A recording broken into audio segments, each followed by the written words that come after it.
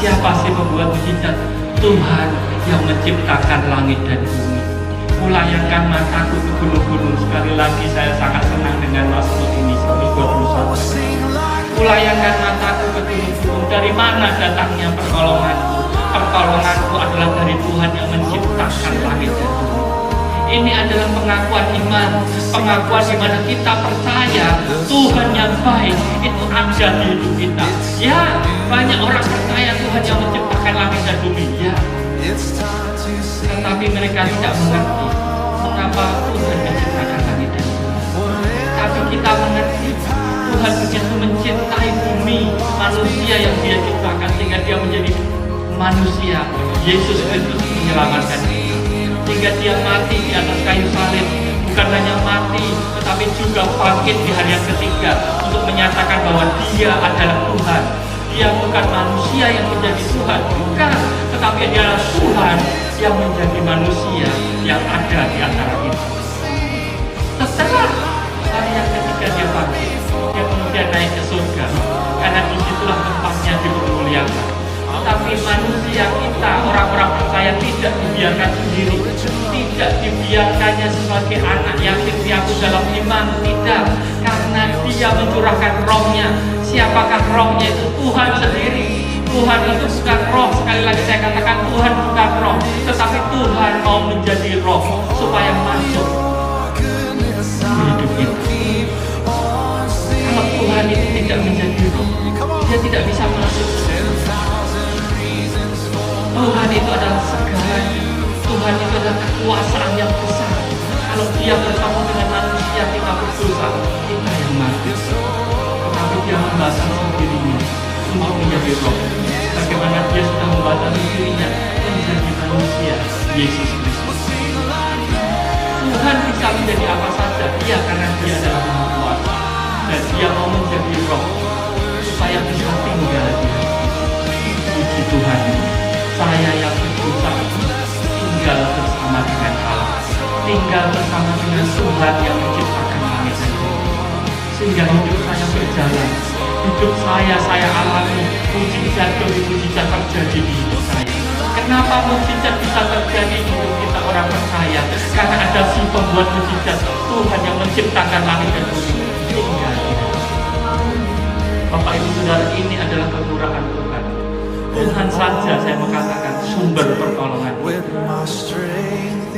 Kalau Yesus, Tuhan Yesus sudah menjadi sumber pertolongan bagi kita yakin percaya tidak ada sesuatu yang lain di kitab Roma mengatakan dapat memisahkan kita dari kasih Allah.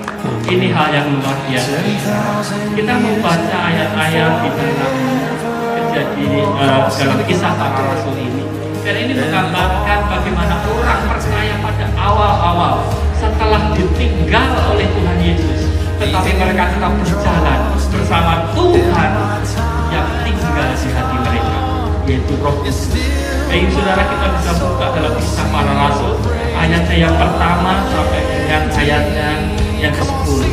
Ini mengenai satu kisah di mana Petrus dan Yohanes, saya kira cerita ini cerita yang biasa kita dengar. Sudah lama kita ketahui, namun saya rindukan kita juga perspektif iman, cara pandang yang berbeda, sehingga kita mengerti kisah ini di mana Tuhan bekerja luar biasa menjadi pertolongan, sumber pertolongan bagi kita. Dikatakan bagi saudara dalam kisah para rasul pasal 3 ayat yang pertama mengenai Petrus dan Yohanes menyembuhkan orang lumpuh.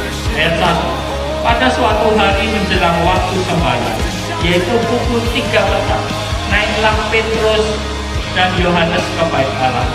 Di situ ada seorang laki-laki yang lumpuh sejak lahirnya. Jadi ada yang lumpuh sejak lahirnya sehingga ia harus diusung. Tiap-tiap hari orang itu diletakkan di dekat pintu gerbang bait Allah yang bernama Gerbang Indah untuk meminta apa? Meminta sedekah kepada orang yang masuk ke dalam bait Allah. Ketika orang itu melihat bahwa Petrus, jadi yang lumpuh tadi melihat adanya Petrus dan Yohanes yang hendak masuk ke dalam bait Allah, ia meminta sedekah. Mereka, Petrus dan Yohanes, menatap orang lumpuh itu, menatap dia. Dan Petrus berkata, lihatlah kepada kami. Lalu orang itu menatap mereka dengan harapan mendapat sesuatu dari mereka. Come on, just lift up a song of Ibu thanksgiving saudara, today. di sini Let's saya just mau bless the katakan Lord. bahwa ya, kedua orang ini, Petrus dan Yohanes, Yeah, come on, adalah lift it up. menjadi Lift up your praise. Tuhan yang berjalan di tengah-tengah umatnya. Karena di dalam hidup mereka ada roh Tuhan. Tuhan, sekali lagi saya katakan, bukan roh. Tuhan adalah satu realitas besar, penuh kuasa. Ketika Tuhan datang, bangsa Israel sendiri di Gunung Sinai berkata, kami tidak kuat melihat Tuhan, kami tidak kuat bertemu dengan Tuhan. Maka Musa, kami saja orang yang dipilih, naiklah ke gunung itu. Tidak ada yang bisa tahan, tetapi Tuhan yang Maha Kuasa itu mau menjadi roh yang lembut. Katakan roh itu menurut, roh itu lembut, roh itu akan memberi kekuatan, tapi roh itu tidak memaksa. Itulah roh, dan itu tinggal di hidup kita. Ketika kita percaya Yesus, 1 Korintus 12 ayat 3 dikatakan, tidak seorang pun bisa mengaku Yesus adalah Tuhan kalau tidak ada roh kudus di dalam hati. Jadi saudara, kita bisa mengaku Yesus adalah Tuhan, ya, berarti sudah ada roh Tuhan ada di dalam hati kita. Dan roh Tuhan itu yang ada dalam hati kita, ini diberikan, ini tinggal di hidup kita untuk kita berjalan dalam hidupnya, berjalan dalam pertolongan Tuhan, dan kita memiliki satu tempat di hati Tuhan. Kita punya satu koneksi, kita punya satu hubungan yang dekat dengan Tuhan. Kenapa? Karena Tuhan sendiri ada tinggalnya. Sehingga setiap doa, permohonan kami buat didengar oleh Tuhan, ya didengar oleh Tuhan. Dan Tuhan memiliki caranya sendiri untuk menggenapi rencananya dalam hidup kita. Jadi saudara, di sini dikatakan ada seorang yang lumpuh sejak kapan? Lumpuh sejak lahirnya. Sejak kecil, sejak lahirnya dia terbiasa ditolong oleh orang lain. Dia terbiasa meminta-minta, mengemis, mengandalkan belas kasihan orang. Dia terbiasa untuk mengandalkan orang lain menolong dirinya. Dia terbiasa untuk meminta bantuan orang untuk menolong dirinya. Dia adalah orang yang terbiasa apa? Mengandalkan manusia. Jadi saudara, saya rindu kembali ke surat saya. Tolong. Ya. Di situ dikatakan bahwa dia adalah orang yang mengandalkan manusia. Dan Yeremia, Come on, just sing that verse again. slide selanjutnya. Yeremia 17 ayatnya yang kelima dan 6 dikatakan. Yeremia 17 ayat 5. Kita percaya bahwa Tuhan itu. Yeremia 17 ayat 5. Slide saya. Saya rindu bagi saudara bahwa kita mengerti kehendak Allah.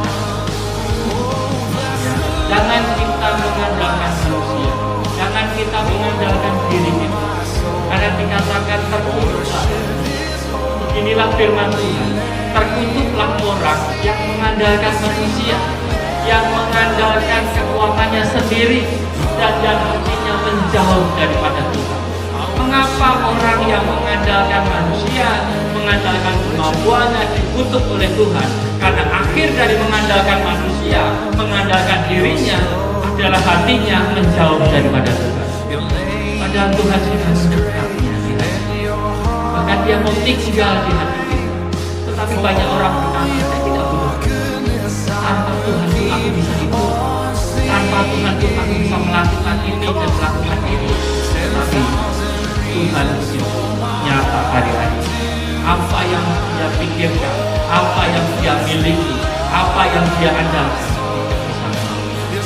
tetapi Tuhan menolong.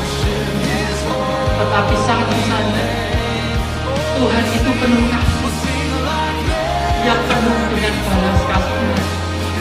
Mazmur katakan kemarahan, amarahnya itu sebentar saja, tetapi dia panjang sabar dan murah hati. Apakah Tuhan bisa marah? Ya, ketika melihat dosa yang menguasai anak-anak Tuhan. Ya dia marah, dialah dia marah, tapi kasihnya lebih besar dari amarah. Karena dia menaruhkan rohnya sendiri tinggal di hati kita, sehingga dia yang penuh kasih mau ada bersama dengan kita. Tetapi janganlah kita menjadi orang yang mengandalkan kekuatan sendiri, orang yang mengandalkan orang lain, seperti orang lumpuh ini. Orang lumpuh ini di dalam Kisah Para Rasul ini adalah orang yang dikatakan kasihan dalam hidupnya. Kenapa? Karena dia menggantungkan hidupnya pada belas kasihan orang. Apa yang dia dapat hanya sedikit. Belas kasihan manusia itu hanya sedikit. Tetapi belas kasihan Tuhan itu adalah kemurahan. Jadi saudara, mungkin kalaupun kita mengalami masa-masa yang pahit, masa-masa yang kekurangan, saya pernah menjalani kehidupan. Kalau saya mengharapkan belas kasihan orang, yang saya dapatkan paling sedikit. Daripada saya mendapatkan yang sedikit, lebih baik saya tidak menerima. Saya mengharapkan yang daripada Tuhan.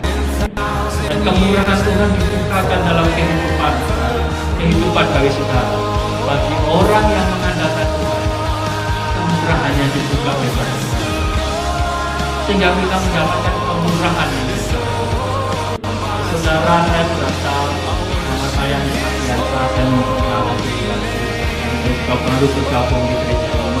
Tapi saya sudah rindu mengatakan, saya berasal dari keluarga yang tidak mengenal. Tapi dalam perjalanan hidup saya, yang mendapati bagaimana Tuhan bekerja, menunjukkan kemurahan kebaikan yang ada dalam hidup. Sehingga saya yakin pasti, ini bisa terjadi karena Tuhan. Ini terjadi bukan karena manusia yang hatinya baik hati juga. Hatinya yang orang yang baik pun kalau tidak digerakkan Tuhan, orang kaya sekalipun kalau tidak digerakkan oleh Tuhan, dia tidak akan melihat baik. Tapi kemurahannya lebih dari itu. Saya pernah, saya dulu SMP, ini sedikit agar kita supaya memahami apa yang saya maksudkan. Saya dulu SMP 19 di bagian selatan saya.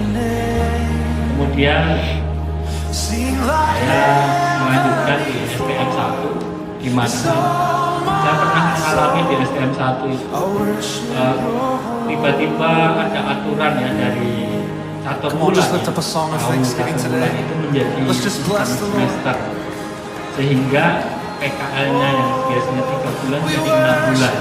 Itu di tahun saya pertama terjadi. Kemudian ketika saya sekolah naik kelas 3, berarti saya tidak sekolah selama 6 bulan lebih. Kemudian kami juga seangkatan tidak tahu bahwa ternyata juga harus membayar ke sekolah sekali. Itu juga harus membayar ke tempat PKL ya, praktek kerja lapangan. Sehingga kami tidak